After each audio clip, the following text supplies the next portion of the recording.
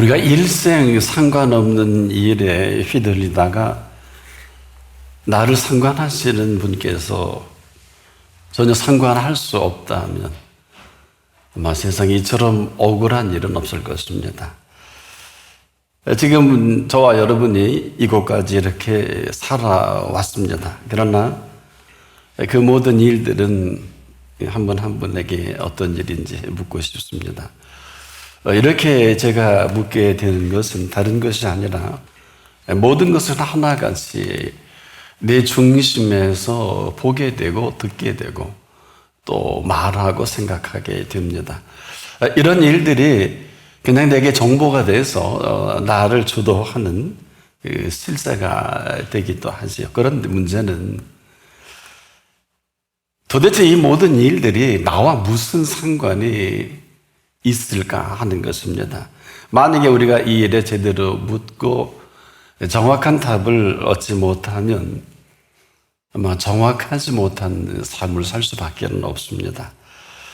우리가 지금 서 있는 상황만 해도 그렇습니다. 사실 여기 휘둘리다가 휘둘릴 수밖에 없고요. 아마 이러다가 어쩌면 현실이라고 하는 이 심각한 이 카테고리를 벗어날 수는 없을 것입니다. 지금까지 내가 보고 느끼고 생각하는 이 모든 일들은 전부는 아닙니다. 그럼에도 우리가 이걸 벗어날 수가 없어요. 오늘 이 본문에 등장하는 베드로만 해도 그렇습니다. 크게 다르지 않는데, 근데 그 참 안타까운 것은 지금까지 그에게 나타내 보이신 분은 없어요. 오직 그 배 가득히 큰 고기 153마리만 눈에 보입니다. 그 외에는 아무런 관심이 없어요. 이것은 참 슬픈 일입니다. 이유는 그분은 뭘 하라고 한 게 아니라 해 주신 것 뿐인데도 그분의 그 말씀하신 의도와는 전혀 관계가 없이 되어버리는 거예요.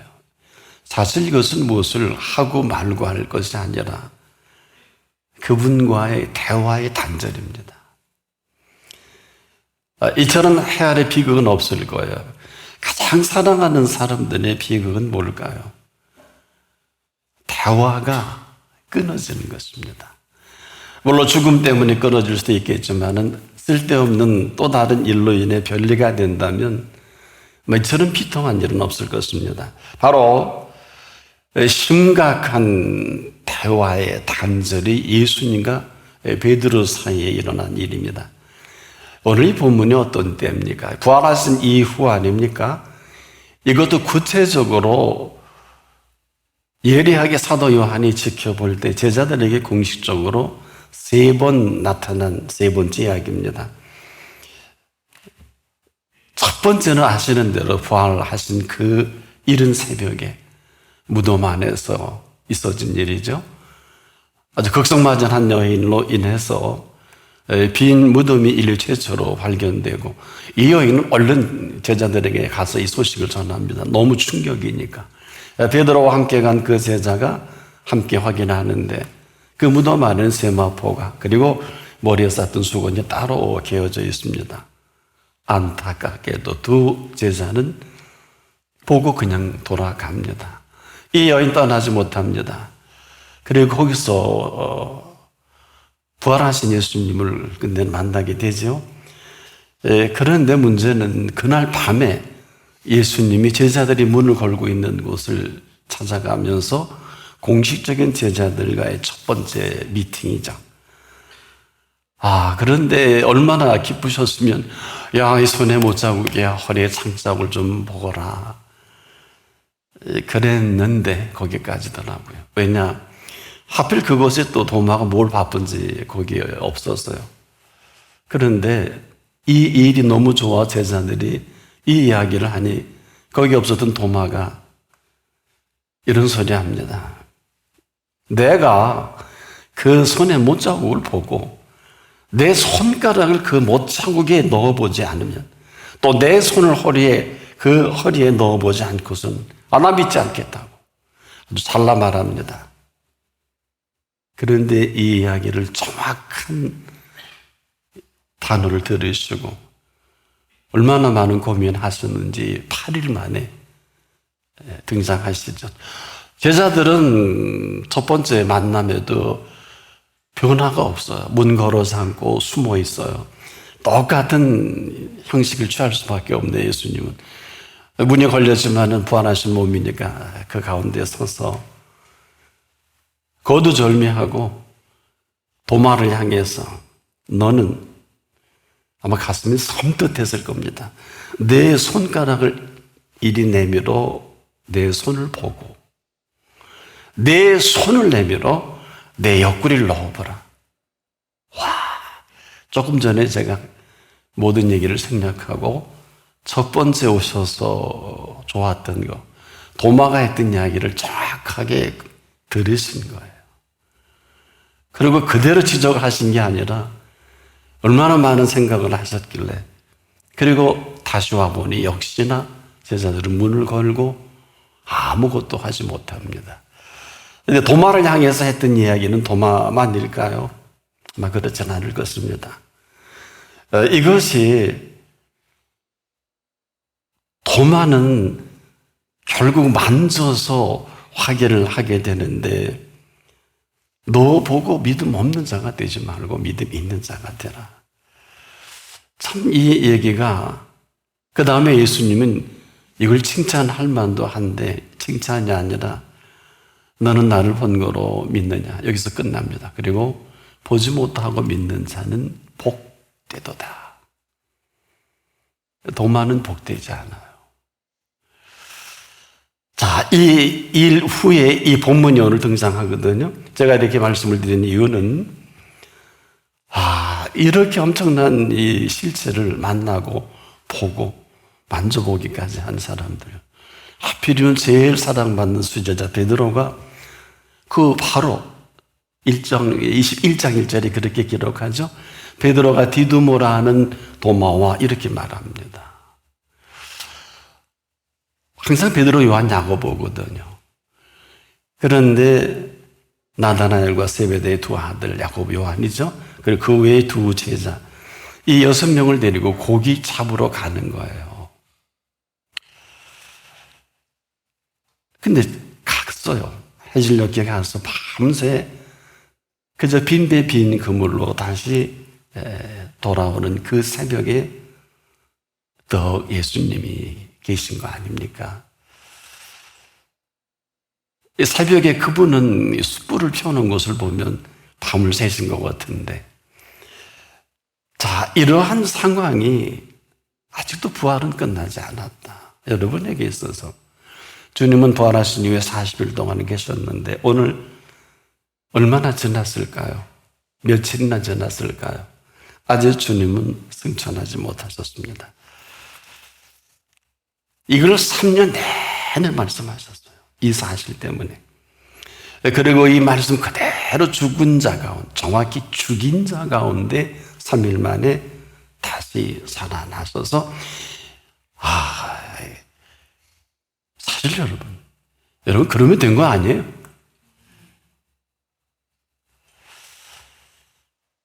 그런데 어쩐 일입니까? 이런 분과 대화가 단절이에요. 얼마나 하고 싶은 얘기가 많으셨을까요?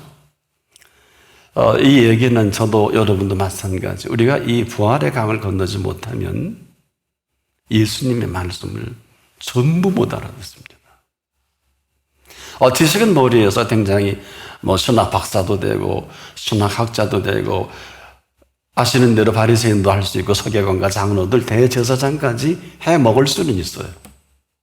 해 먹는다니 죄송합니다만, 왜 해 먹었지 먹게 해주신 분은 없으니까. 자, 이렇게 기가 막힌 은혜를 입고도 대화가 안 되는 것은 끝이거든요. 그래서 이 나로 말미암지 않거니라는 단어를 썼고, 너희가 나를 떠나서니라는 이 말을 알아듣는 분이 얼마나 될까요? 이 대화가 단절처럼 이것처럼 심각한 얘기 해야 있을까? 우리가 세상의 모든 사람도 그렇습니다. 막 만나는 것이 그렇게 쉬운 일은 아닌데 헤어지는 일이 너무 쉽지 않아요. 근데 그 가장 큰 원인 중에 하나가 뭘까요? 특별히 이 사랑하던 사람끼리의 별리는 왜 그럴까요? 대화의 단절이거든요. 너무 대화가 잘 돼서 친구든 이성이든 동성이든 또 부모 형제든 부모 자식이든 부부관계이든 너무 사랑이 좋아서 만난 거 아닙니까? 그런데 이 대화가 단절이 된 이유는 답이 없어요. 이건 우리가 누구라도 경험하는 현실입니다. 그런데요, 그게 사실 별게 아닙니다. 별거 아닌 일이 어마어마하게 삶의 충격으로 일생을 헤매인다 그러면 왜 이런 표현을 할까요? 사실 지금도 이 시간에 모든 물음에 답을 할 만반의 준비를 다 하고 계신 분이 있으신데 그 물음에 답을 하고 싶어도요, 묻는 이가 없어요. 그러면 여러분, 묻지 않으면 답을 할 수가 없거든요. 근데 어떤 사람은 의도적으로 묻잖아요. 의도적인 묻는 물음에는 정확한 답을 얻을 수가 없죠. 이런 거예요. 인격적인 관계라는 것을 아십니까? 여러분, 인격적인 관계는 대화가 전부이면서 이 대화가 단절되면 이건 끝입니다. 그래서 왜 인격적인 예수 그리스도라고 하는 표현을 하는가 하면 우리와 함께 대화를 하시려면 인간의 몸을 입고 와야 되잖아요. 사자가 사람하고 대화합니까? 못합니다.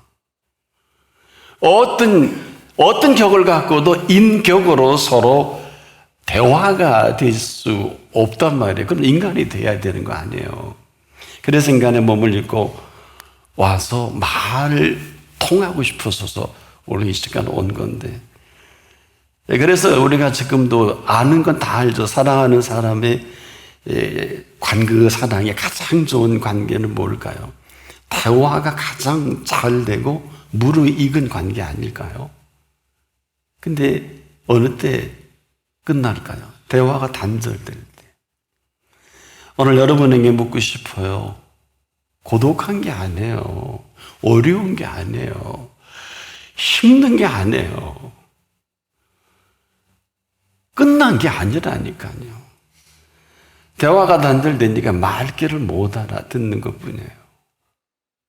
여러분, 지금 이 시간에 누가 왜 계시는지 아는 분이 얼마나 될까요?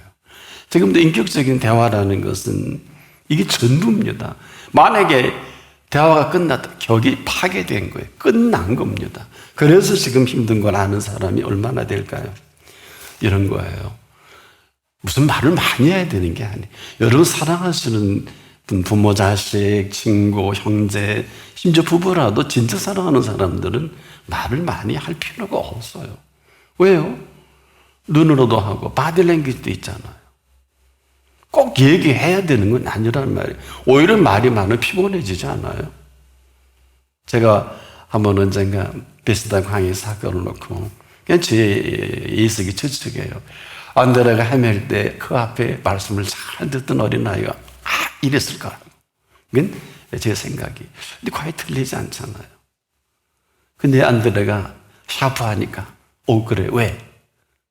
너 앞에서 말씀 듣고 이랬을 거예요. 이게 도시락 이런 게 아니라 이렇게 해서 아니면 많은 건데 근데 그게 바로 인류 역사의 오병이어의 놀라운 이 팩트의 근거가 되지 않습니까? 아마 그 아이도 몰랐을지도 몰라요. 안 되려도 이렇게 될 줄을 그래서 이게 아이 도시락을 갖고 어른들이 먹는다. 얌체죠. 상식에 어긋난다. 근데 어때요? 3만 명 가까이, 장정만 5,000명이니까 먹은 거래요. 바로 우리가 이 사실을 심각하게 여기는 건 대화의 단절입니다. 그래서 이 땅을 찾아주신 그 이유고, 인간의 몸을 입고 마주 앉아 얘기하는데, 이 참 죽일 사람들이 죽여 없애네요. 지 말 안 듣는다고. 그런 거예요. 그런 거라고요. 우리가 얼마나 고집피웁니까, 지금도. 찾아주셔서 왜 이 피조 세계가 이렇게 오묘하고 신비롭게 지어졌는지, 너는 눈을 들어 저 산을 보니, 저 공중의 새를 제대로 보니, 들의 백합화가 어떻게 자랐는가 한 번도 생각해 봤니? 아무것도 몰라요. 아는 게 없어요. 식물학자는 많은데, 생물학자도 많은데, 조류학자도 많은데, 전체 물리학자도 세고 셌는데 어쩌면 좋을까요? 분명하고도 명확한 얘기를 나누고 싶으셔서 공중의 새를 보라 그래도 거기까지 들의 핀 백합화를 좀 어떻게 생피었는가 생각해 보라 그래도 생각을 하긴 하나. 이게 인격적으로 뭔가 대화가 돼야 그 다음 얘기를 할 수 있지 않을까요? 이것은 지금도 이 시간도 마찬가지예요. 여러분 가장 그 지식과 동망이 있는 분, 최소한도 뭐 지구촌에서 노벨 상을 받은 분 전문가라면 누구든지 한번 인터뷰하고 싶고 아마 그 이야기를 듣고 싶을 거예요. 그렇지 않습니까? 또 그분이 할 얘기가 있을 것이고, 그리고 그 이야기를 우리는 좀 경청할 것이고. 그러니까 제가 이렇게 말씀을 드리는 것은 지금도 그렇습니다. 우리가 정말 듣기를 원한다면, 또 해야 할 말이 있다면 아마 이것은 모든 일의 또 하나의 시작이겠죠. 지금도 여러분 마찬가지입니다. 이 시간도 우리에게 대화만 되기만 하면 그분은 어떤 분이십니까? 오늘 이 본문이 심각한 것은 승천하시고 싶어도 베드로 때문에 못하신 것 같아요. 베드로에게 마지막 승천하시기 전 이 소중한 확인과 그 말씀입니다.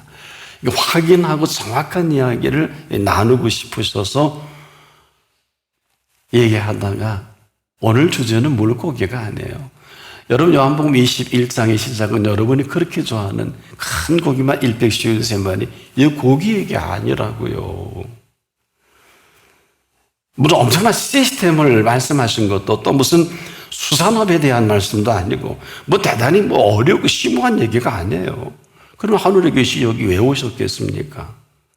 그런데 생뚱맞게도 그분은 같이 이 사람들과 밥을 지냈네요. 해질녘에 고기 잡으러 가 새벽녘까지 빈배 빈 그물인데 숯불과 떡을 그리고 고기를 구워 놓으셨단 말이에요. 같이 올라있던 거네요. 이런 것을 제자들이 알기나 할까요? 여러분, 얼마나 더 해야 알아들을 수 있을까? 아마 주님은 마음에 답답하셨을 거예요. 왜냐? 사실 3년 내내 이 얘기 다 한 거예요. 여러분에도 지금 오늘 제가 이렇게 말씀을 드리지만은 다 대충은 아는 얘기예요. 정확하게 몰라서 그렇지. 왜 정확하게 모른다고 할까? 만일에 정확하게 하셨으면 지금 그분과 동행하는 시간일 것입니다. 그래서 심각한 거예요. 근데 오늘 이야기에 얼마나 신중을 생각하시고 말씀하신 이 말씀인지 아세요? 아, 베드로와 대화가 끊겼단 말이에요. 아, 이 사람이 153마리 잡아줘도 대화가 안 돼요. 어떻게 된 게. 부활하신 이 사건만 궁금해서 물어도 될 텐데 손톱만큼도 관심도 없어요. 야, 이게 손에 못 자고 허리에 창 자고 만져보라고 해도 눈 하나 깜짝 않는 사람들. 그렇게 신중을 기해서 문 걸어놓는데 찾아갔잖아요. 신령한 몸으로. 그것만 해도 얼마나 대단해요. 또 두 번째도 또 이 도마라고 하는 사람 때문에 또 문 걸어 잠고 있는데 또 그 안에 가신 거 아니에요. 도대체 얼마나 어떻게 보여주고 얼마나 어떻게 기사와 이적군 능력을 나타내야 그 한마디라도 좀 물을까? 대화가 단절. 끝 아닙니까? 그렇게 내가 십자가에 달려 죽인 자 가운데 3일 만에 다시 살아나려 하리라는 이 얘기를 이루신 거 아니에요. 예수님이 이 땅에 오신 이유는 이 한 가지뿐이에요. 그 마태, 마가, 누가 이 모든 것들 이 한 가지를 말씀드리기 위해서 필요한 모든 것. 아니 구약의 39권 전체가 그렇습니다. 오실 예수에 대해서 쫙 그분이 소위 in the beginning 어떤 창조를 갖고 그 보좌에서 하셨는가 말씀해 주신 거 아니에요. 그리고 오신 예수에 대해서 오신 예수를 만난 제자들을 중심으로 그 제자 중에 하나 마태 아닙니까? 그 마태가 시작을 해서 요한계시록에 사도 요한이 마감을 하잖아요. 그 편지를. 근데 지금도 이 사실이 우리가 귀담아 듣기만 한다면 왜 이 부활에 대한 심각하고 오묘한 참으로 이 기묘한 사실에 대해서 왜 이렇게 무관심한지. 그런데요, 다 그런 건 아니에요. 이 말씀을 주님이 십자가 지시기 전에 얘기를 귀담아 듣는 한 사람이 있죠. 막달라 마리아입니다. 하나같이 죽을까 두려워할 수밖에 없는 그 가운데서도 제자들이 3년 동안 가르쳐도 문거르지 않고 꼼짝도 안 하지 않습니까? 보기는 봤는데 그냥 안에 들여다보고 베드로와 또 한 사람 있죠. 그리고 가버립니다. 근데 그녀는 거기를 떠나지 못했지요. 자, 그런데 이 여인이 좀 허접스럽긴 해요. 거기에 향품을 가지고 간 것만 봐도 아마 부활을 온전히 믿었는지 안 믿었는지는 좀 우리도 혼란스럽죠. 그러나 관계할 것이 없는 것은 왜? 이 여인이 무덤 안에서 부활하신 예수님을 만났다고요. 만나 주신 거겠지요. 그러면 된 거 아니에요? 오늘 설교 뭐 여기까지 해도 괜찮을 것 같은데 그렇진 않은 것 같습니다. 여러분, 왜 하필이면 막달라 마리아 7 귀신 들려서 정말 동네가 다 아는 그녀, 정말 별 볼 일 없는 허접스러운 여인으로 알고 있지 않겠습니까? 근데 이 여인이 무덤에서 그 안에서 다시 살아나신 두 천사와 예수님을 만나게 된단 말입니다. 근데 우리가 잊지 말아야 될 게 있어요. 지금이라도 목숨을 담보로 그 무덤에 찾아간 여인의 컨셉입니다. 이거는 좀 다른 얘기예요. 이걸 드라이브를 건다 그럴까? 여러분, 그 여인이 로마 병정이 도망간 걸 알아요. 무덤에 돌이 굴려간 걸 알아요. 거기에 가면 그녀도 십자가에 그대로 달릴지도 몰라요. 왜? 거기에 함께한 사람은 그렇게 죽을 수밖에 없으니까. 그래서 겁나서 문 걸어지 않고 제자들이 숨은 거지 살려고. 간단해요. 목숨 죽이려면 죽여라. 그러고 간 거란 말이에요. 갔더니 웬걸? 세계 최대 용병인 로마 병정이 도망가고 없는 거예요. 얼마나 겁이 나면. 웬걸? 어마어마한 큰 돌은 벌써 굴려져 있는 거예요. 이걸 그녀가 제일 먼저 봤다는 것은 좀 그런 거 아닐까요? 여러분 생각은 어떠세요? 이것이 지금 우리가 그녀를 쉽게 얘기하지 못하는, 쉽게 볼 수 없는, 왜 인류 역사에 무덤이 돌이 굴려간 거, 로마 병정이 도망간 현상을 이 여인이 제일 먼저 발견한 이 정도가 아니라 구부려 그 안에 들어가 보니까 세마포는 개어 있지요. 머리에 싼수건은 따로 있는데, 여러분 이 여인의 특징이 있어요. 제일 먼저 그 현장을 보고 달려가서 그 여인이 한 반복적인 3마디가 있습니다. 누가 우리 주의 시체를 가져갔는지 알 수가 없다고 하며 제자들을 무덤에 데려갔고요. 여러분, 그 무덤에 가서도 뭐라고 합니까? 그들이 다 간 다음에 천사들을 만나서도 똑같은 얘기를 합니다. 누가 우리 주님의 시체를 가져갔는지 좀 가르쳐 달라고. 그리고 또 묻지 않습니까? 그리고 또 다시 예수님이 그 안에서 만날 때 뭐라 그래요? 예수님이신 줄도 모르고 누가 우리 주님의 시체를 가져갔는지 동산지기며 좀 가르쳐 달라고. 참 이러한 얘기들이 참 허접스럽고 뭐 그렇게 할 수 있을까라고 할 수 있을런지 모르지만은 분명한 사실은 인류 역사상 부활하신 예수 그리스도를 그것도 무덤 안에서 최초로 살아 부활하신 음성을 듣습니다. 그분을 만납니다. 마리아야 얼마나 기뻤으면 울며 정신없이 헤매는 그녀를 이름 불러줄 때 그때서야 알아보고 그대로 안고 싶었겠지요. 마리아야 내 몸에 손을 대지 말거라. 아직 내가 주님께 올라가지 하나님께 아버지께 올라가지 못했다. 그러면서 그녀에게 한 얘기 때문에 우리가 이만큼 사는데 우리 그리스도인이 이걸 모르면 저는 그리스도인이 라고 할 수 있을까? 그 여인이 무슨 대단한 논리적인 것이 정리된 게 아니에요.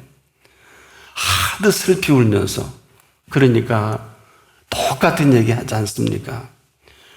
누가 우리 주님의 시체를 옮겨갔냐? 어디에 두었는지 시체를 찾는 거예요. 우리가 생각하기에 이 여인이 참 값도 없다 할 수밖에, 부활을 믿는 것도 아니잖아요. 시체를 찾았으니까. 부활하셨구나. 그것도 아니고. 여러분에게 삶의 디테일을 가르쳐 드릴까요? 우리가 하는 모든 기도는 다 허접스럽습니다. 때로는 일백쉬운 세 마리 달라고도, 때로는 병 고침 받게 해달라고, 내 직업을 달라고, 나의 지금 심각한 문제를 해결해 달라고 기도할 수 있어요. 다 들으십니다. 그래서 구하라고 했고 찾아라 했고 두들겨라 하신 거예요. 구하는 이마다 얻을 것이고 찾는 이가 찾아질 것이고 두드리는 이에게 열릴 것입니다. 또 의심하니까 악한 자라도 자식에게는 좋은 것을 줄 알거든. 하늘에 계신 너희 아버지라 그러는 거예요. 이게 없잖아요 지금. 맨날 힘들고 어렵고 되는 노릇이 없고 모르지 않아요. 우리의 작품은요 실패작이에요. 하얀 캔버스예요. 새 한 마리 그려놓으면 남은 여백은 하늘에 대듯이. 여러분의 마음에 지저분하고 노절한 것이 없다면 그 마음에 예수님 한 번만 그려놓아 보세요. 예수님이 통치하는 세상을 마음껏 살다가 그분 만날 거예요. 뭐가 이렇게 어려워요? 쓸데없는 상관된 이 모든 지저분한 것들로 쓸데없는 잡담하다가 그분과 대화가 단절돼서 이 모양 이 꼴 됐다면 얼마나 억울한 거예요. 여러분 왜 억울한지도 모르시죠. 제가 한번 여러분에게 정말 여러분 하나님의 자녀가 맞습니까? 라고 진지하게 여쭙고 싶어요. 왜 예수님은 항상 심각할 때마다 아버지라 그러셨고 너희 아버지라 그랬고, 그래서 가장 심각한 부활의 현장에서 거두절미하고 내 만지지 마라. 야 제자들에게 형제들에게 이렇게 얘기하라. 내 아버지 곧 너의 아버지, 내 하나님 너의 하나님이라고 그렇게 전하거라. 왜 이게 없어요 여러분에게? 그러니까 맨날 딴 데만 보죠. 딴 데 관심 있고 쓸데없는 것에 유가 되고 비유가 되고 전부 쓸데없는 쓰레기 같은 것에 전부 상관해서 우리의 마음이 전 세계 쓰레기장이라면 우리보다 더한 쓰레기장은 없을 거예요. 쓰레기와 상관하면 인생 쓰레기죠. 그건 어쩔 수 없잖아요. 그런데 상관할 분과 상관한다면 지금이라도 이분과 상관이 되고 대화만 열려진다면 이처럼 복된 분은 없을 것입니다. 왜 지병하게 도마에게 그러니 내 손을 내밀어서 내 못자국을 보고, 자기는 만져보겠다는 거니까 만져도 보고 눈으로도 보라고 얘기해요. 그리고 내 손을 내밀어 내 허리에 참쪽을 만져보라.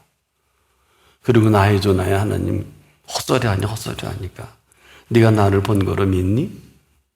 믿지 않고 믿는 자들은, 나를 믿는 자는 복되도다. 아마 도마는 절절했을 거예요. 아마 그래서 인도까지 가서 순교했는지도 모르겠네요. 훗날에. 그거 다시 회복을 한 건 사실일 것입니다. 근데 도마만 알겠죠. 여러분 이 얘기를 왜 하셨을까? 그것도 8일씩이나 고민해서 그에게 나타내서 다른 얘기 않고 얼마나 할 얘기 많아요. 맨날 눈만 뜨면 손가락 얘기, 눈만 뜨면 허리 창장. 지금 여러분의 얘기가 뭐예요? 맨날 눈만 뜨면 돈 얘기하고 어디 가서 주가가 오르고 어디 가면 돈 있고 지금 전부 이렇게 살 수밖에 없는 현실이 맞습니까? 그러니 그 이분은 무슨 나의 주 나의 하나님이라는 게 설득력이 있을까요? 훗날에 이 복되도단 사건 때문에 도마가 하나님 앞에 관계가 회복이 됐겠죠. 지금도 우리는 마찬가지. 우리는 나 보지 않으면 나 응답 없으면 나 이렇게 우리는 얼마든지 그럴 수 있는데 거기까지. 나를 보지 않고 믿는 자는 복되도다. 왜? 믿음은 위대해서 보지 못하는 것들이 증거가 됩니다. 믿음은 바라는 것들이 실상이 됩니다. 믿음은 상 받습니다. 믿음은 하나님이 가장 기뻐하십니다. 밤새 빈배 빈 그물로 새벽녘까지 아무것도 잡지 못한 이들에게 험줄을 해야 되지. 얘들아, 고기가 있냐? 이런 음성의 헤아리 어디 있어요? 없나이다. 도대체 누가 한 얘기도 모르고 그물을 배 오른편에 던져라. 그리하면 얻어지를 거야. 좀 상스럽네요. 누군지는 알고 그물 던지지. 그물 던지고 고기를 153마리 잡으면서도 하도 모르니까 콕콕 옆구리 쑤셔갖고 사도 요한이 주님이시여. 그때서야 벗은 옷을 두르고 경 뛰어내려서 주님 만나러 가겠다고 하는 베드로 아닙니까? 이게 요한복음 21장에 그대로 기록이 된 거 아니에요? 이게 허접스러운 거 아니에요? 왜 생각 안 해보셨나요? 그냥 거기에 미쳐서 눈이 돌아가서 부활하신 예수님이란 말이에요.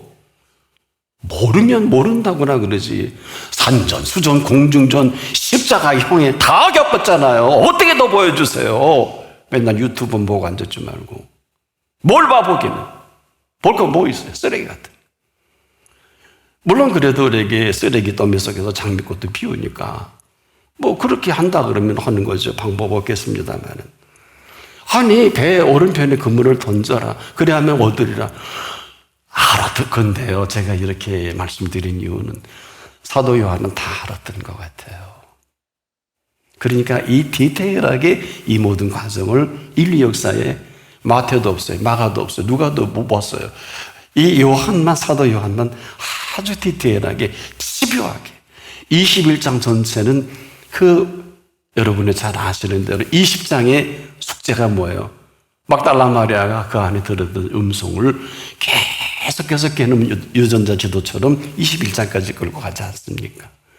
거기서 제자들의 실체를 폭로가 될 수밖에 없는 153마리. 그러니 이게 고기 얘기입니까?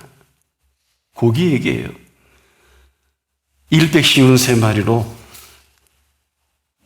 볼펜 공장에서 인류의 숫자만큼, 지구촌의 숫자만큼 팔 수는 있을 것입니다. 근데 이거 볼펜 얘기고 153 얘기냐고요. 우리가 지금도 예수님과 제자 베드로의 대화 속에 시몬이라고 할 때는 베드로가 없이 사라졌네요. 요한의 아들 시몬아, 네가 이 사람들보다 나를 더 사랑하냐? 이 사람들보다. 3번씩이나 묻는 질문은 전혀 다른 질문이에요. 그럴 때 베드로가 뭐라고 합니까? 내가 주를 사랑하는 줄 주님이 아시지 않냐? 참, 주여 그렇습니다. 내가 주를 사랑하는 주께서 아십니다. 내 어린 양을 먹이라고 하십니다. 그런데 끝난 줄 알았는데 여기서 끝나지 않죠. 이렇게 얘기가 됐으면 이 정도는 얘기로 마무리할 만한데 내 어린 양을 먹이라. 또 물어요. 2번째. 사도 요한은 2번째 이렇게 물으셨다. 어떻게? 요한의 아들 시몬아. 베드로라고 하지 못하네요. 네가 나를 사랑하느냐? 주여 그렇습니다. 내가 주를 사랑하는 주는 아시지 않습니까? 처음 들어본 얘기죠. 내 양을 치라. 끝난 줄 알았는데 3번째 또 물어. 요한의 아들 시몬아, 네가 나를 사랑하느냐? 이젠 근심하게 됐네. 근심해서 주님 아시지 않습니까? 모든 것을 아시는데 내가 주를 사랑하는 줄 아는 거가 아니죠. 사랑하지 않아요. 내 양을 먹이라. 물론 이것은 바로 그 남은 6 제자들을 위해서 그 현장에 정리되는 참 놀라운 말씀이기도 하죠. 이 어린애들 데리고 너 뭐 하는 거냐 그 말이에요. 내 사랑 먹었으면서 받았으면서. 물론 그 내용보다 더 중요한 게 대화의 단절이에요. 말귀를 못 알아들어요. 여러분 사랑 얘기만 아닐까요? 말귀가 알아들어야 됐는데 말귀를 알아듣지 못하는 제자가 이러한 얘기, 사랑 얘기를 다 끝났음에도 얘기가 마무리돼야 되는데 진실로 진실로 내게 이르노니. 그리고 미래에 되어질 것 같이 젊어서는 내가 띠띠고 스스로 띠띠고 원하는 곳으로 다녔거니와. 그 이전까지 말씀이겠죠. 늙어서는 네 팔을 벌리더니 남이 너를 내가 내게 띠띠고 원치 아니하는 곳으로 데려가리라. 물론 훗날에 십자가에 거꾸로 로마에서 순교하게 되지요. 그런데 가장 기가 막히고 안타까운 것은 오늘 본문에 진실로 한 다음에 앞으로 되어질 일 말씀하시고 날 따르라 그랬어요. 그때라도 아멘. 그러면 페이드 아웃이 될 텐데, 엔드가 나올 텐데 아직도 페이드 아웃도 못하고 엔드도 없네요. 이 영화 언제 끝나? 이 얘기 언제 끝나? 어처구니 없어요. 그런데 사도 요한이 요한복음 마감하면서 이상한 얘기를 기록하죠. 왜? 만찬석에서 예수의 품에 의지한 한 사람을 얘기하는 거예요. 상관이 늘 나이버려요. 늘 사도 요한, 옆에 있는 사도 요한님이 예수님 알아서 우통 벗었다가 그걸 교환 고맙긴 사라진 거예요. 늘 시기에 쟤는요. 내일이나 살해.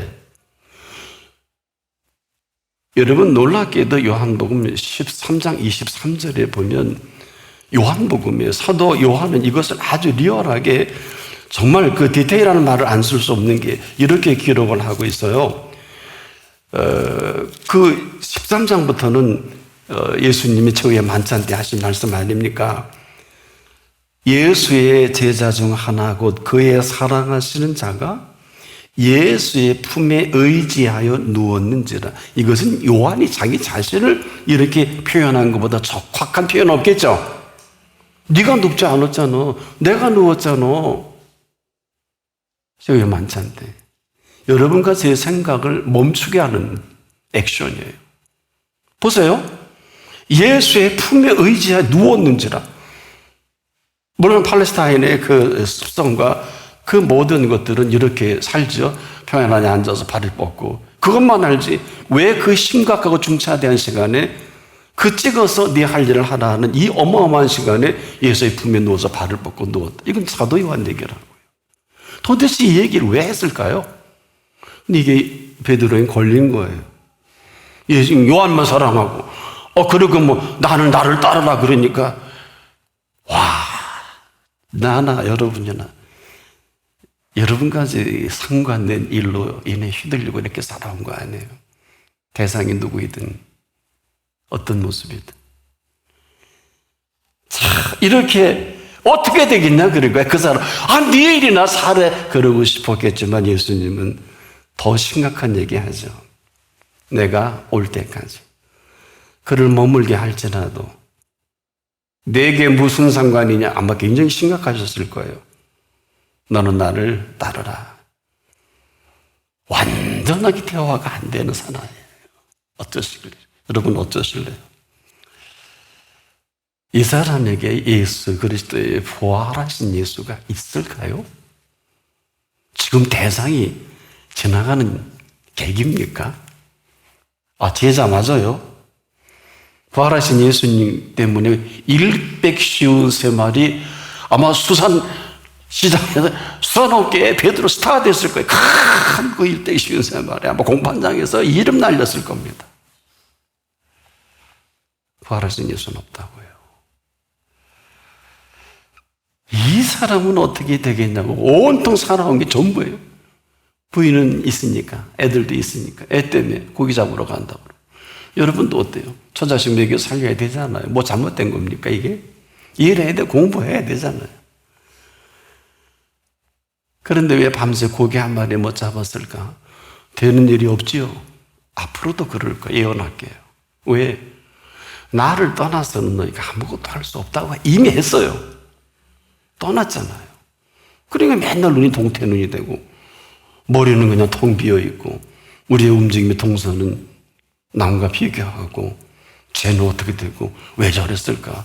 이게 베드로와 우리하고 조금도 다를 바가 없다면 저와 여러분에게 3년 동안 베풀어 주신 사랑 이야기는 아무것도 아닌, 알아듣지 못하면 아무리 사랑하는 언어가 인격적으로 주고받으려도 단절이 되겠지요. 자, 여러분 지금까지 이야기를 듣고 있는 여러분은 누굽니까? 이건 2000년 전의 일이 아니에요. 지금 오늘 우리 앞에 부활하셔서 이 앞에 계신 분이 얘기입니다. 그분만 여기 계신 게 아니라 그분의 제자들도 여기는 없지만은 십자가상의 우편강도 함께 낙원에 계시겠죠? 그리고 예수님 움직이시는데 제자들이 여기 못 온다 할지라도 여기 안 보면 제자 아니지 뭐. 그래요, 안 그래요? 아마 우편강도도 여기 안 보면 아니지 뭐. 왜? 쓸데없는데 이 땅을 사는 데나 상관하고 관심 갖다가 예수님 때문에 낙원간 우편강도나 제가 아마 베드로가 꿀찜 했을 거예요. 지금 했을 거예요. 아이고 저런 얘기 안 했으면 좋은데 목사 또 내 약점 건드리네. 근데 우리 더 하거든요. 아마 베드로는 후리덤 할 거예요. 그래 더 하지. 그러니 내 십자가에 거꾸로 달리는 게 맞지. 그러고서 지금 아마 그 열두 반열에 서서 씩 웃으시면서 우리를 보고 와 오모사 말이 맞아. 나는 대화가 단절됐어. 그 사랑을 받고 정말 내가 진작에 땅에 있을 때 그분과 함께 천지창조의 얘기, 모든 피조세계에 되어가는 일을 우리에게 들려주고 싶어서 오묘한 신비에 대해서 말씀을 하실 시간을 내가 못 드렸어. 우리도 그렇지 않아요? 딱 한마디, 몇 자 안 돼요. 바로 그 그물을 그 배의 오른편에 던지라 그랬죠. 그럼 몇 자나 돼요? 지금 여러분 네 자리를 들고 걸어가라. 몇 자나 돼요? 나사로야 나오라. 몇 자나 돼요? 네 자리를 들고 걸어가라. 몇 자나 돼요? 아니 이게 뭐가 그렇게 힘들어요? 말귀를 못 알아들으니 대화가 단절되니까 이 비극이 인류의 비극이요, 대제사장의 비극이요, 서기관과 바리새인과 장로들의 비극이요, 오늘 이 시대에 한가락한다는 모든 위치에 있는 사람들의 비극이 아닐까. 저는 그런 사람들을 제 주변에 즐비합니다. 초격타적으로 기라성 같은 사람들이 제 주변에 즐비하더라고요. 무슨 관계? 너와 무슨 관계가 있을까? 관계없는 일에 일생에 드라이브를 걸더라고요. 전 40년 동안 이걸 지켜보면서 얼마나 마음이 아픈지, 이건 아니다. 여러분, 이 봄에 10가지 꽃이 활짝 폈더라고요. 너무 그렇게 탄소 문제로 기후로 알지도 근거도 없는 소리 하지 마시고요. 내년엔 그렇지 않을 거예요. 누굴 위해서 꽃이 필까? 저와 여러분을 위해서. 꽃 피는 꽃이 없이 열매가 맺을 수 없어요. 무화과나무는 꽃통 안에 감춰진 은화가지 무화과는 아니에요. 꽃 없이 무슨 열매가 맺어요? 왜 열매가 없으십니까? 라고 물을 수 있을 수 있겠지만 저는 이렇게 물어드릴게요. 이 찬란한 봄에 꽃을 피우셨습니까? 꽃을 피우시는 분이 반드시 열매도 맺혀 가실 것입니다.